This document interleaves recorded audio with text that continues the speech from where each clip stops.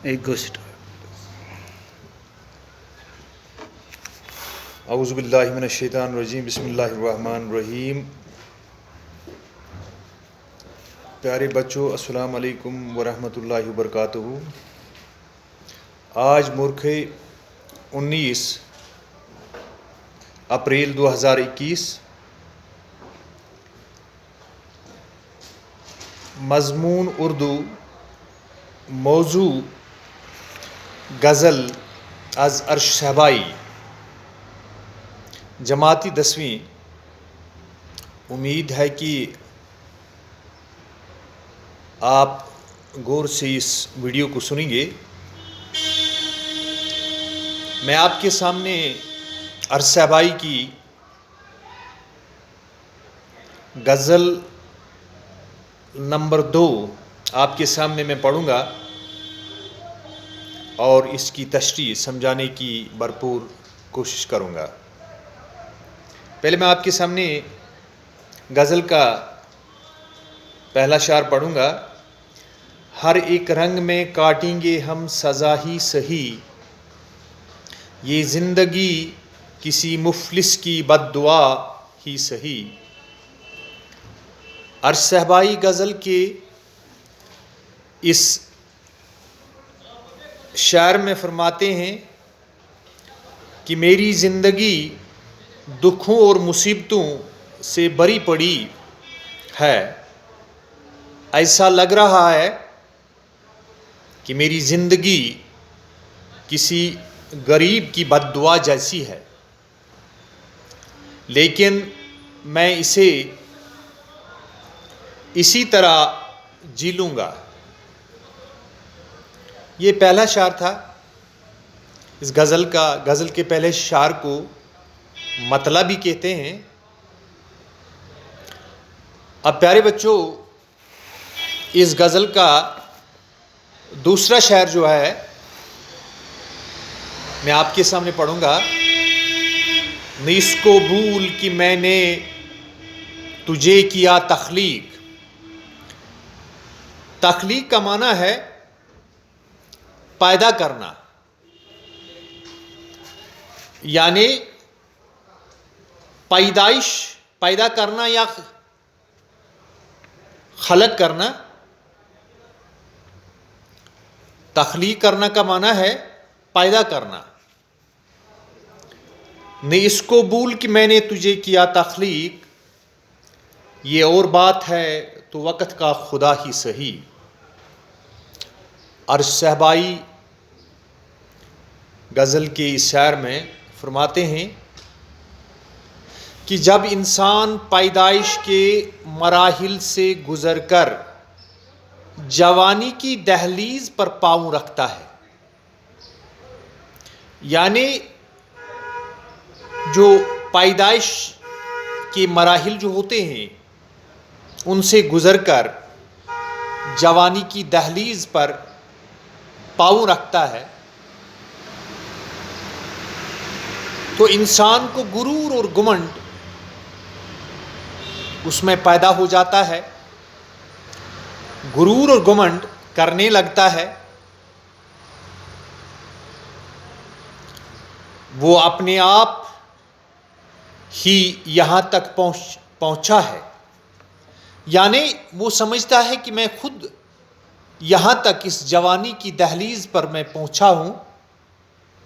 وہ اپنے آپ کو فرعون اور نمرود کی طرح اس میں تکبر پیدا ہوتا ہے اور خود کو خدا سمجھنے لگتا ہے۔ یہ انسان بھول جاتا ہے کہ اصل میں اسے خدائی ذوالجلال نے پیدا کیا ہے۔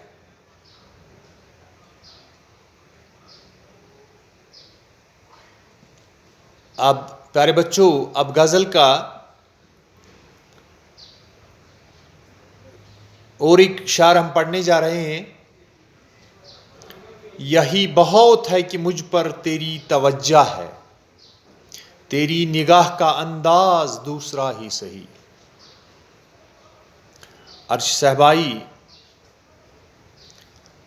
غزل کے اس شعر میں فرماتے ہیں کہ میرے لیے یہی بہت دولت ہے کہ میرے محبوب یعنی خدا نظر مجھ پہ ہے، خدا کی نظر مجھ پہ ہے، اگرچہ اس کی نظر کا انداز کچھ اور ہی ہے۔ اب پیارے بچوں،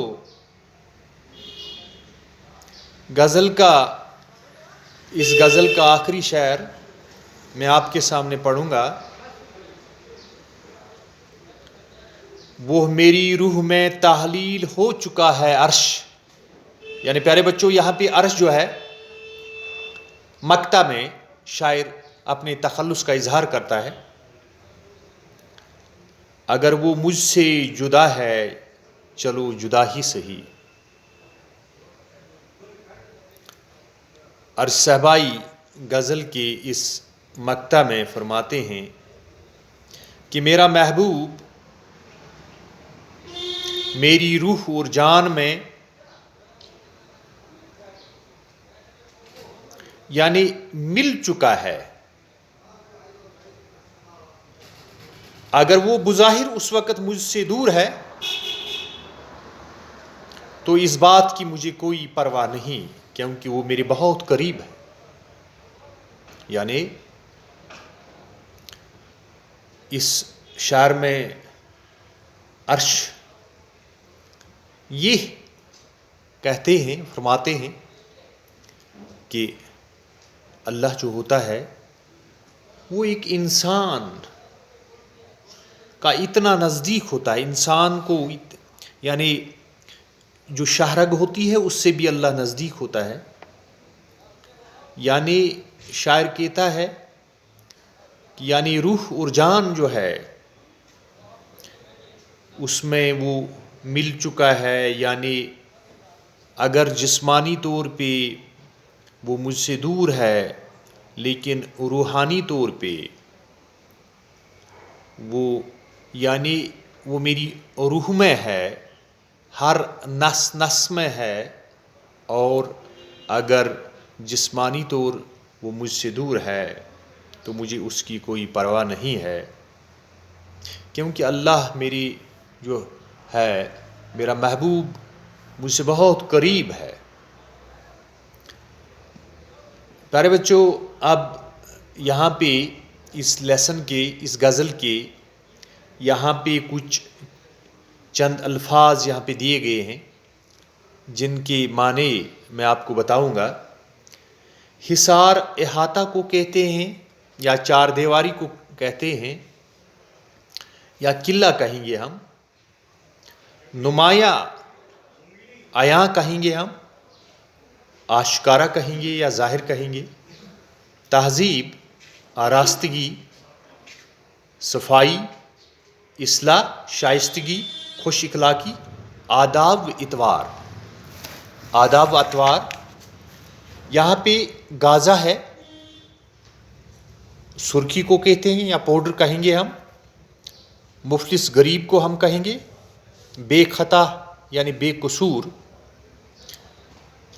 تخلیق کرنا، پیدا کرنا، تحلیل حل ہو جانا یا گل جانا، حصہ بن جانا۔ پیارے بچوں، اب یہاں پہ ہے اس کے سوالات ہیں۔ سوال نمبر 1 ہے، عرش صحبائی کی حیات اور شاعری پر نوٹ لکھیے۔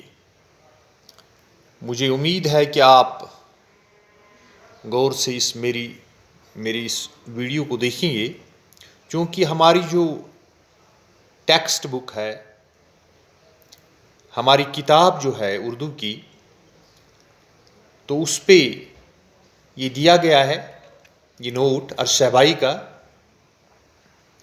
اور دوسرا سوال ہے، شاعر نے حصار ذات سے نکل نہ سکنے کی کیا وجہ بتائی ہے؟ یہ سوال ہے۔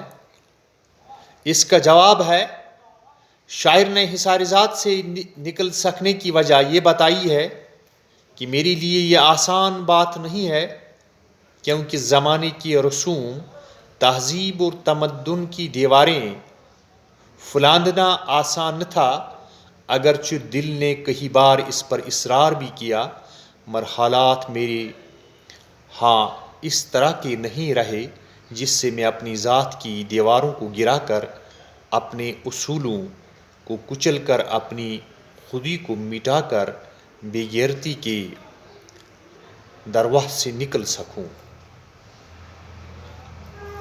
اب یہاں پہ ہے تیسرا سوال، دوسری غزل کے مقطع کی تشریح کیجیے۔ صحبائی غزل کی یعنی دوسری غزل کے مقطع کی تشریح کیجیے۔ یعنی مقطع جو ہے آخری والا شعر ہے، یہ آپ کے سامنے میں دوبارہ پڑھوں گا۔ وہ میری روح میں تحلیل ہو چکا ہے عرش، اگر وہ مجھ سے جدا ہے چلو جدا ہی سہی۔ تو صحبائی غزل کے مقطع میں فرماتے ہیں کہ میرا محبوب میری روح اور جان میں سرایت کر چکا ہے، یعنی حل ہو چکا ہے، یعنی اس کا حصہ بن چکا ہے۔ اگر وہ بظاہر اس وقت مجھ سے دور ہے تو اس بات کی مجھے کوئی پرواہ نہیں، کیونکہ وہ میرے بہت قریب ہے۔ پیارے بچوں، مجھے امید ہے کہ آپ میری اس ویڈیو کو غور سے سنیں گے۔ باقی وسلام۔